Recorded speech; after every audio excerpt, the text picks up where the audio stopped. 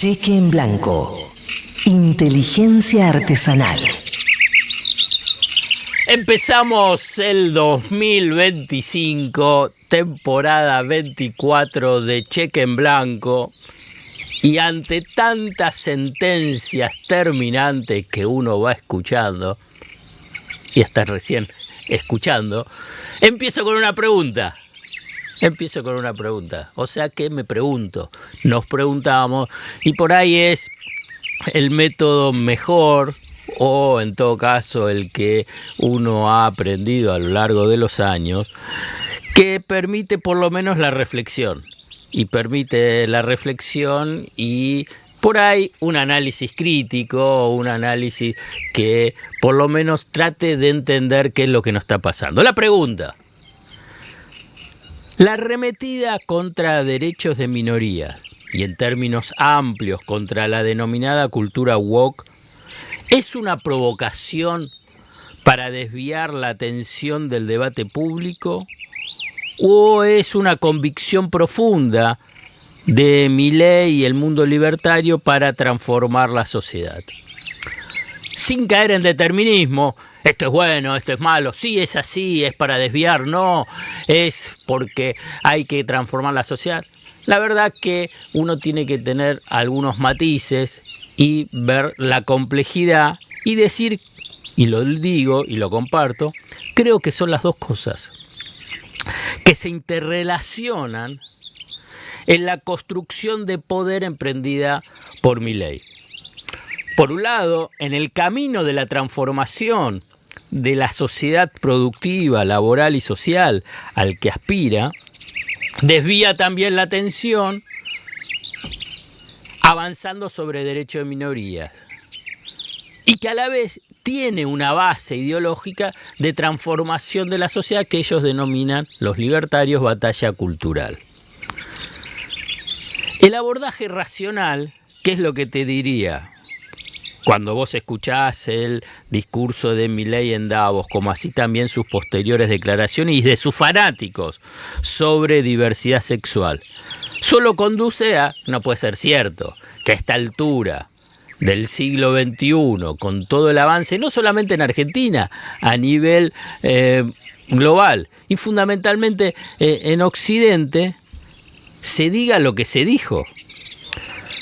Entonces, solo conduce a pensar que eso no puede ser cierto, que lo hace a propósito para confundir el debate público sobre aspectos centrales de qué es lo que está pasando con la economía, y que es una más de las provocaciones en línea con la estrategia de dividir la sociedad.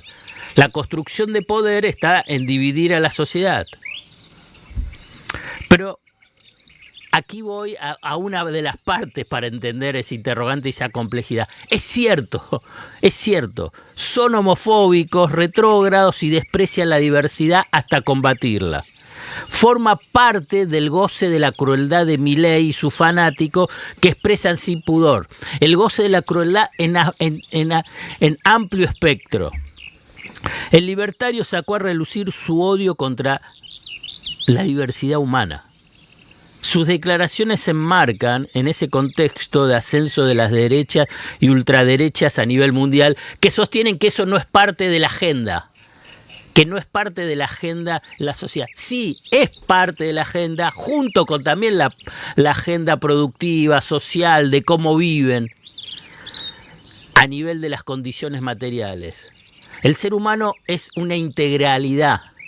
Es las condiciones materiales, pero también las condiciones de cómo uno vive, se relaciona con el otro, ama, quiere, se vincula.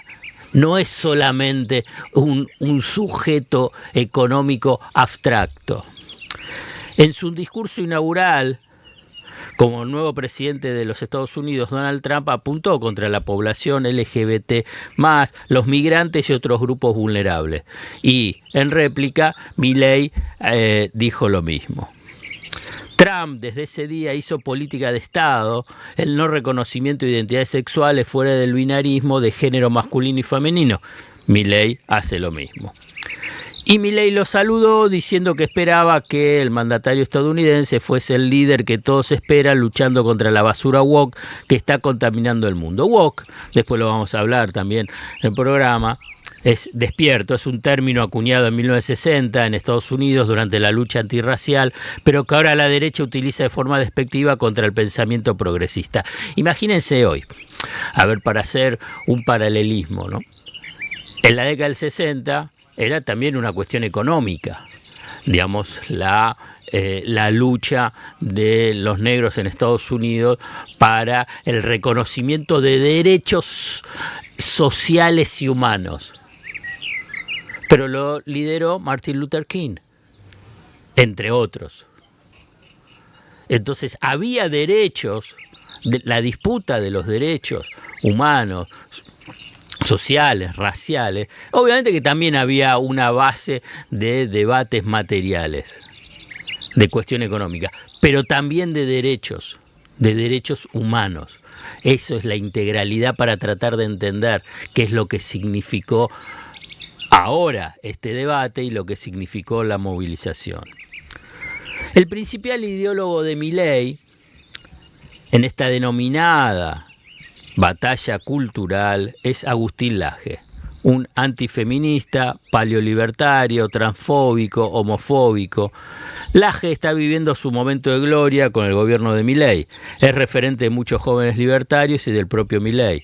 Tiene su fundación, Faro Argentino, el primer think tank libertario, donde ahí Milei también participó inaugurando con un discurso la fundación. Es su director ejecutivo, Agustín Laje.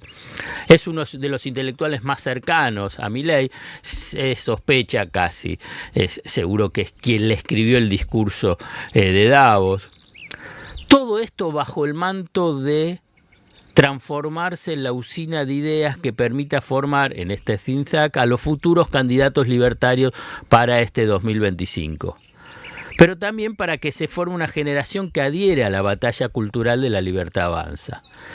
Es cierto que estos debates englobados en batalla cultural pueden llegar a desviar la atención de los conflictos inmediatos vinculados a la economía y a la cuestión social. Pero es necesario abordar ambos. Están interrelacionados, no son opuestos, no hay que excluirlos. Porque ambos frentes se alimentan uno a otro. No se debe dejar ni un centímetro de terreno de disputa en la defensa de derechos, como quedó demostrado en la inmensa y conmovedora movilización del sábado pasado, al tiempo de batallar diariamente acerca de los costos económicos, sociales y laborales del proyecto político y económico liberal libertario. No tengas miedo, no siempre se choca andando a contramano. Muy temprano a la mañana